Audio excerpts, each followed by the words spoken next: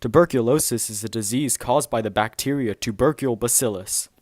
The bacteria enters your body through the air, then gets lodged in the tissues of your lungs, where your body's reaction is to form large clumps of white blood cells, connective tissues, and other immune cells around the bacteria. These masses or tubercles can remain dormant in your lungs for days, weeks, or even years before your body finally decides to break them down, leaving large craters in your lungs.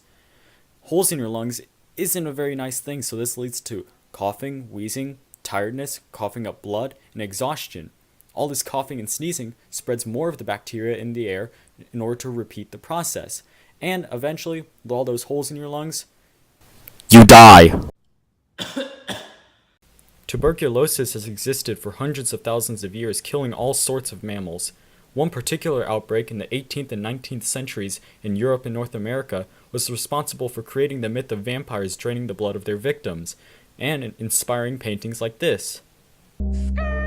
This was because those that died of tuberculosis often became paper white and pale, like a familiar classmate of ours.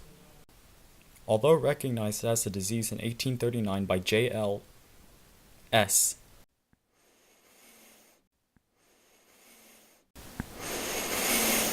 The tuberculosis bacteria was not found until 1905 by German scientist Robert Koch.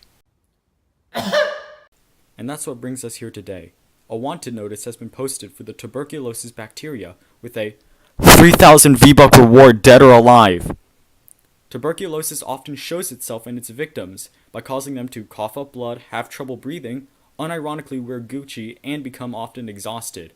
But if you see someone like this, there are ways to help them. Antibiotics can be administered because it's a bacteria, and there are some vaccines to help defend against it. But if all else fails, report them to your local authorities or invest in putting them down. I'm really about to get your peppercine that boy. Hey, go that collard green head that boy.